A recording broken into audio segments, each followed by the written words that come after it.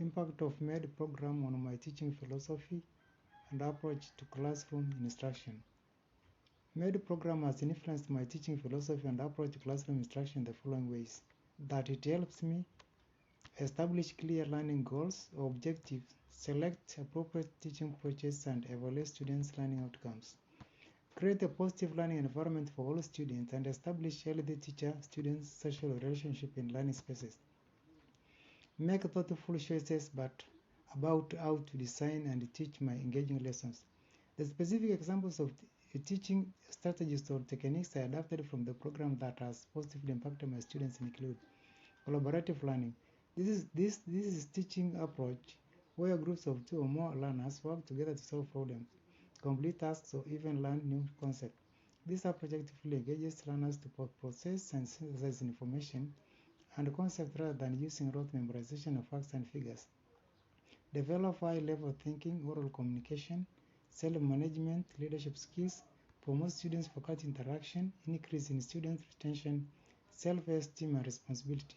Additionally, collaborative learning is rooted in Vygotsky's idea, zone of proximal development, whereby learners rely on one another to accomplish tasks that they otherwise would not be able to complete individually.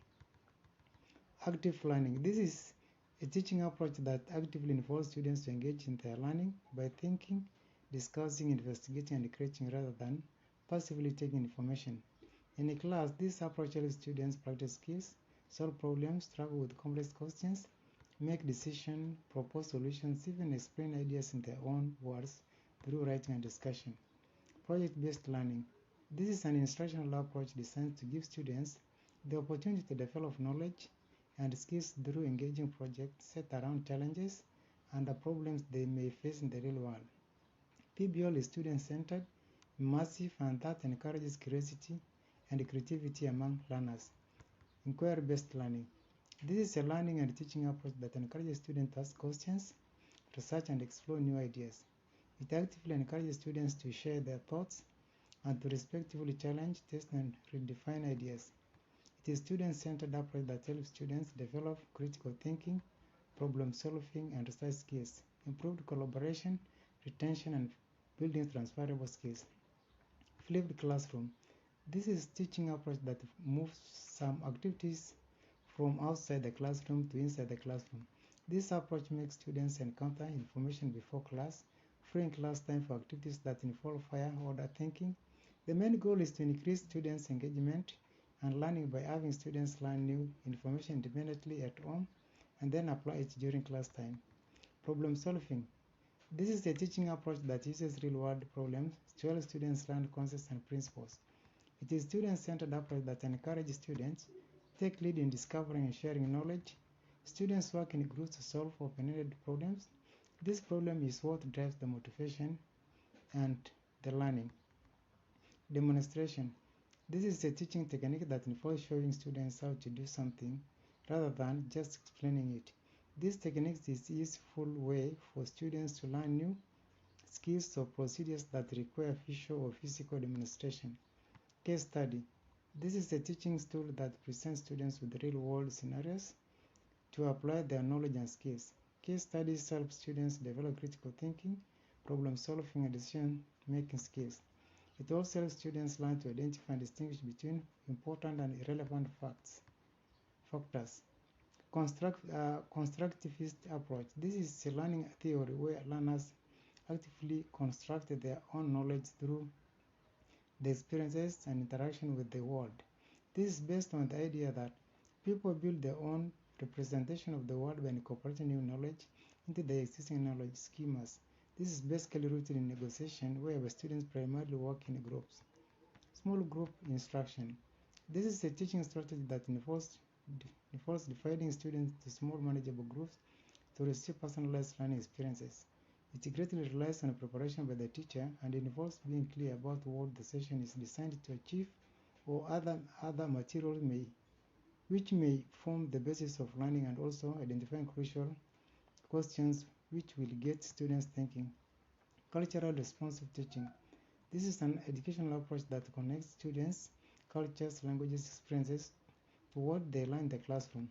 This connections help students access rigorous curriculum, develop higher level academic skills. CRT approach is based on Gloria Ladson-Billings' 1994 culturally relevant pedagogy framework. The theoretical foundation of CRT draw from disciplines like critical race theory. Experiential learning. This is the teaching method that involves students gaining knowledge and skills through direct experience and reflection outside of a traditional classroom. The main goal or objective is to develop students' ability to contribute to their communities, clarify values, and increase knowledge. This is based on 5 principles of experiential learning, which include engagement, reflection, application, collaboration, and ownership. Blended learning. This is an educational approach that combines online and in-person learning to create an optimal learning environment. It is not all about replacing traditional classroom with computers, but using technology to enhance learning outcomes. For example, students watch recorded lectures or video before attending class, while teachers focus on interactive activities such as discussions, problem solving, and group work. Formative assessment. This is a method of evaluating students' progress and understanding during learning process to improve teaching and learning. Formative assessment helps teachers and students identify areas of improvement and provide opportunities for feedback and growth. Montessori. This is an educational method that is based on self-directed activity, hands-on learning, and collaborative play, whereby students make creative choices in their learning, while the classroom and the highly trained teacher offer age-appropriate activities to guide the process. Cooperative learning. This is the teaching strategy where students work together in small groups to achieve shared goals. It is a student-centered approach that involves more than just dividing students to groups and expecting them to work together. CL designed to create positive social and academic learning experiences. Game-based learning. This is an instructional approach that incorporates games into learning process to make learning more engaging and interactive. GBL involves digital or traditional games, which can be used by teachers to teach a variety of subjects. Additionally, it involves elements that are engaging and competitive that offer students immediate rewards. Lecture-based learning. This is the traditional teaching method where a teacher presents information to a group of students in a structured format. It is characterized by the teacher being the primary source of information, while students listen and take notes. It helps students easily acquire knowledge of terms, basic facts, and a simple concept.